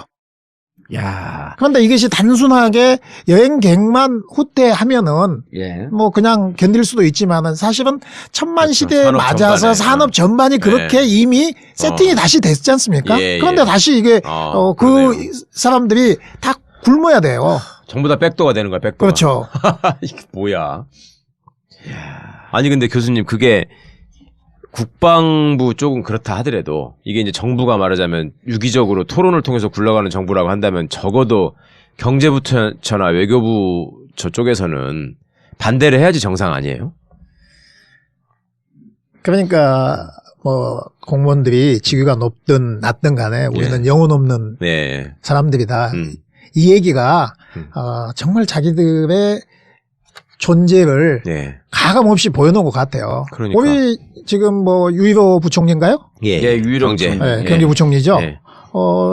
이 사드 문제 나왔을 때 뭐라고 그랬습니까? 총리도 마찬가지. 그랬지만 아무 절대 보복 없을 거라고 절대 그랬죠. 보복 없다. 네. 상호 이 의존도가 높기 때문에 불가능하다. 불가능하다 했죠. 그런데 의존도가 높은 것은 우리가 절대적으로 높지만은 네. 중국은 대체할 수 있는 수단들이 많거든요. 전체에서 차지하는 것이 한 6%밖에 안 되기도 하고, 그러니까 우리는 25%인데 중국은 한 6%죠. 대중 수출이. 그렇죠. 예. 우리의 대중 수출은 우리 시장의 25%를 중국에 의존하고 있고, 예. 그렇죠. 전체 해외 수출의 25%를 네. 중국에 의존하고 있고. 근데 중국은 한국으로 수출하는 한국 시장이 중국 수출의 한 6% 정도 되는데 예, 예. 이것이 분산해서 또 대체할 수도 있거든요. 그 정도는. 그 6% 정도. 그러니까 이 경제력과 시장의 이 비대칭성 이렇게 엄청난 비대칭성이 있을 때는 우리가 이 저쪽의 보복에 대해서 우리가 어떤 액션을 취한다든지 또는 이렇게 서로 의존도가 높기 때문에 저쪽에서는 보복을 할 수 없다는 논리가 이쪽의 희망사항일 뿐이라는 거죠. 입장을 비대칭성이 있기 때문에 입장을 바꿔놓고 생각해 보면 네. 저쪽에서는 야 그거 더구나 저쪽은 지령 경제까지는 아니지만은 어쨌든 권위적인 정부 체제에서 국유기업이 대부분을 담당을 하고 있지 않습니까? 그렇지. 그럼 국유기업에다가 야 이거 손해를 감수하든 덤핑을 치든 이거 막아라 이렇게 할 수도 있지 않습니까? 그러니까 완전히 민간 경제가 주도하는 우리 시스템과 다른 중국에서는 6% 시장에 대해서 예를 들어서 한 그중에 3분의 1을 좀 손해를 감수하고라도 그러니까 한 3분의 1 정도는 분산시키고 네. 3분의 2 정도는 감수해서라도 그게 우리 경제에 미치는 영향이 크지 않으니 그래서 예. 이러한 자기들이 말하는 핵심 이익을 지키기 위해서는 충분히 그런 행위를 한다. 예. 이것이 중국의 의사결정 방식과 그들의 특징이라는 거죠. 예. 그럼 그걸 보고 근데 이제 작년에 봤더니 2월에 유일호 경제장관이 외교와 경제는 분리된다. 어? 여러 번 강조했죠. 아무 문제 그래, 없을 거라고. 네. 자식들 그다음에 정말. 황교안은 기본적으로 한중 관계가 고도화되어 있대. 네. 고도화되어 있으면 고도화되어 있을수록 제재를 가면 제재를 가할수록 점점 더 우리가 네. 타격을 받는 거 아니에요? 그렇죠. 얘들은 6%대 25%도 잘 모르는 것 같아. 이 사람들은 논리학을 공부를 안 했는지 너무 많이 해가지고 그거를 의도적으로 그렇게 꽈서 저도 며칠 동안 가만히 생각해봤어요. 이 사람들 말 찾아보고 가만히 생각을 해봤더니 이런 것 같아요. 이 사람들은 이 사회에서 국민 대다수의 삶, 경제적인 문제 이런 거에 대한 총체적인 고민이 없이 평생 자기 주의만 생각했던 사람들 그렇죠. 아니에요. 자기 것만 보존하면 되는 거죠. 자기 것만 네. 보존하면 되는 거야. 난 네. 그거를 우리가 그렇게 살지 않았기 때문에 잘 믿음이 안 갔거든요. 정말 그럴 수 있을까? 특히 정부 관료가. 예. 근데 이제 그런 쪽으로 나도 생각을 바꾸기로 했어. 이 사람들은 나라가 망하든 어쨌든 최순실 박근혜 게이트 봐도 핵심이 그거 아니에요. 그렇죠, 그렇죠. 네. 나라가 망하든 내가 빼먹을 수 있는 이 최대한 빼먹고. 숙주는 죽지 않는다야. 예. 어떠한 베네수엘라처럼 나라가 망해갖고 완전히 다 이민 가고 막 난리가 나지 않는 한 예. 대한민국 국민들 똑똑하고 빼먹을 게 좀 적어질지언정 빼먹을 건 여전히 존재하고 있어서 별 고민 안 해도 된다. 예. 이런 걸 말하면서도 난 믿음이 안 가거든요. 근데 그런 것 같아. 예. 그러니까 믿음이 안 가는 것은 지극히 상식적인 판단을 하고 있다는 증거고 그런데 그런 행동을 하는 사람은 우리 일반적인 상식 밖에 벗어나 있는 거 아닙니까? 그런 것 같아요. 아니 우리가 아니면 극단적인 이기적인 판단이라고 봐요. 예.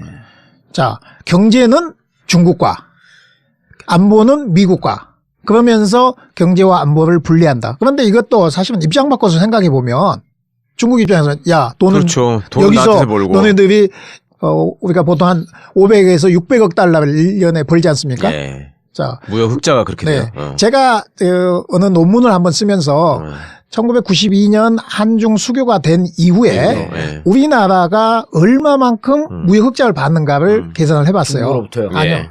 전체 무역 흑자액을 해보니까 92년 이후에 예, 약 4,500 몇십억의 무역 흑자를 받더라고요. 와. 우리나라 전체 예. 92년 이후에 무역 흑자액이. 예. 근데 4,500억 500억 달러. 달러. 아, 네. 4,500억 달러. 예. 그런데 그 기간 동안에 중국에서 우리가 흑자를 본 무역 흑자가 4,750억 달러예요. 무역 흑자만. 예. 그래서 깜짝 놀랐어요. 와. 거꾸로 생각하면 중국이 없었다면 우리는 92년 이후에 무역 적자더라고요. 아, 500억 달러, 4,200, 4,700이니까 500억 달러 정도? 아니 4,500에 한 200, 한 50억 네. 달러 정도 92년 이후에 네. 순적자일 수 있어요. 단순하게 중국이 중국을 아니었으면. 아니었으면. 예. 야, 그 의미 있는 수치네요. 예, 근데 이거를 어디 논문에도 이런 통계가 없어서 제가 저 국가통계국 자료를 연도마다 다 더하고 빼고 해가지고 예. 한번 그 통계를 만들어봤습니다. 음. 그러니까 실제 이제 만약에 중국에서 이런 통계를 내 방송을 듣고 또 뭐예요? 그 얘기를 한다면 야, 너네 우리 아니었으면 완전히 적자국이었다며 이제 이렇게 할 수도 있을 거 아닙니까? 그쪽에서는. 그런데 아까 경제와 외교가 분리된다는 그것도 말이 안 되잖아요. 분리가 돼? 마찬가지로 경제와 안보가 어떻게 분리됩니까? 경제 안보가 얼마나 중요합니까? 경제 안보도 있고 국방 안보도 있고 지금은 예전처럼 전쟁이 그렇게 쉽게 일어나지 않기 때문에 예. 갈등은 있지만 전쟁은 일어나지 않기 때문에 예. 이 사실은 전쟁의 강을 대비하는 것은 옳지만은 그것 때문에 뭐 경제를 완전히 희생해야 된다 이런 논리는 너무 예. 극단적인 논리잖아요. 예. 그런데 지금 마치 지금 여러 정부 기관이나 여당에 있는 사람들은 우리는 경제를 희생하더라도. 희생을 하더라도 이번에 본때를 보여줘서 우리의 자존심을 지켜야 된다. 하잖아요. 그 김정은이야. 김정은. 그래서 진짜 김정은식 논리라고. 예. 이걸 들으면서 제가 무슨 생각이 버뜩 들었냐면 옛날에 병자호란 때 저들이 쳐들어오니까 그렇죠. 서울의 백성이 다 죽어도 된다. 그렇죠. 우리 사직만 지키면 된다. 예. 이 논리하고는 너무나 유사한 거예요. 그러네요. 예. 어, 그 아무 의미 없는 명분론에 매달려가지고 사람들 다 그렇죠. 죽어나가게 만들고. 그러면 지금도 청년 실업도 많고 우리의 이 절대적 소득이 이렇게 줄어들고 있는 판에 예. 지금 경제를 다 포기해도 된다? 네. 이것은 국가를 책임지거나 내지는 책임자가 아닌 일개 필부라도 이렇게 얘기를 해서는 안 되죠. 예. 경제 이게 어느 정도 예측이 안 되죠? 지금 어느 정도 심각해질지. 아니 근데 아까 1,200만 명 얘기를 들으니까 이런 느낌이 드네요. 정치, 외교, 군사는 각기 따로 하고 두 나라가 거의 어찌 보면 사회, 문화, 경제적으로 통합이 되어 있었던 거야. 사실상 그런 셈이죠. 어? 왜 우리 한류도 다 거기 가서 돈 벌어오고 양쪽의 문화도 통일이 돼 있지 않았어? 하와이하고 미국 본토 다니는 사람이 그거 10분의 1도 안 될 것 같은데. 같은 나라지만. 세계 사적인 유일한 케이스네요. 네. 1,200만이 왔다 갔다 했다. 그러니까 몇 년 전까지 한 3년 전까지만 하더라도 한국의 관광객이 중국으로 가는 숫자가 훨씬 많았거든요. 아, 예. 그랬었죠. 그때는 예. 그때는 이제 양쪽의 교류가 600만 명 시대 때는 우리가 한 400만 명 정도 갔어요. 아, 저쪽에서 예. 오는 게 200만 명 오게. 한 200만 명 오고 예. 7, 8년 전이라는 거죠, 그게. 아니요 몇 년 전 그 정도 되지도 않아요. 4년, 4, 5년 전만 하더라도 그러니까 조그만 나라에서 5천만 인구가 한 600만 명이 연인원이 중국을 갔었거든요. 네. 그때 중국에서 오는 숫자는 200만밖에 안 됐어요. 그때는 400만쯤 갔고 200만쯤 예. 갔고. 근데 예. 이제 우리는 한 450만 정도만 늘었어요. 조금 늘었고. 늘었어요. 예. 10 몇 퍼센트 늘었을 때 중국은 거기서 200만에서 네 배가 800만으로 늘었네. 4배가 는 거예요. 이 단기간에. 예. 그러니까 중국인들이 이제 세계에서 중국은 가장 큰 그 여행 시장이에요. 그러니까 그렇죠. 여행객이 네. 가장 많은 나라가 네. 중국이기도 하고 여행 소비자가 이태리보다도 더 많이 외국인이 찾아가는 나라가 중국이기도 하고 아. 중국인이 밖으로 나가는 나가는 나라도 것도? 가장 많은 나라예요. 아. 그러니까 이제 이 사람들이 돈도 있고 그동안에 못 가본 데도 많고 이러니까 그렇죠. 정말 많이 외국을 나가거든요. 네, 네. 그 중에 우리나라에 일부가 오는 겁니다. 음. 그래서 그렇게 일부가 와도 800만 명이 800만 넘게 네. 왔어요. 몇 그러니까 프로쯤 차지해요? 중국 해외 관광객 중에 800만이면은 그 통계가 좀 나오나요? 800만이 아닐 때는 좀 봤는데 우리나라가 전체적으로 한 단자릿수 예. 이 정도 됩니다. 그러니까 10% 넘지 않고. 한국으로 관광 오는 비율이 네. 전체 중국 관광객 중에 10%가 안 된다. 예. 근데 이제 더 이게 우리가 깊게 보면 약간 불안한 요소가 있어요. 예. 첫째, 고급 관광객들은 유럽으로 갑니다. 그렇죠. 그다음에 그래서 저가 관광이죠. 그다음에 일본 미국으로 가고 일본을 갑니다. 네. 그리고 또 뭐 이집트를 간다거나 이런 데는 한 번 가고 또 가고 여러 번을 가요. 네. 근데 한국을 2번 오는 비율은 현격하게 차이가 나요. 예, 예. 그러니까 한국에 와가지고 한 번 오는 사람들이 다시는 잘 안 온다는 거예요. 그리고 오는 사람들은 쇼핑하러 와서 그 사람들은 관광을 하는 게 아니고 그렇죠. 바로 동대문과 남대문에만 가는 거예요. 그 명동하고 딱 그래서 이 사람들은 어디 가서 뭘 보거나 쓰거나 이런 게 아니고 물건만 사가지고 가는. 그래서 이제 다 관광이기는 하지만 이 사람들이 남대문 동대문 가는 것도 어찌 보면 저가 쇼핑 아니에요. 그렇죠. 그러니까 이제 이 관광의 확장성이 우리가 좀 떨어지기는 했으나 예. 그래도 워낙 많은 지역에서 이제 한번 관광을 가보자. 그리고 야 동대문 가면 좋은 물건이 예, 있다 하더라. 싸다더라. 예. 그리고 이게 비행기 값도 나온다더라. 예. 이러니까 많이 오는 거거든요. 그래서 우리가 이제 동대문이나 남대문, 명동에서 그걸로 사는 가족들이 얼마나 많습니까? 그럼요. 예. 예, 예. 이게 지금 결정적 타격을 받게 되는 거죠. 지금은 이제 소비 제품과 이런 완제품이 우선 타격을 받지만은 다음에는 이제 우리 수출이 또 타격을 받을 단계로 그렇겠죠, 당연히. 가겠다. 중간재 이게 이제 수출. 중간재 수출 문제가 네. 심각해지는 거죠.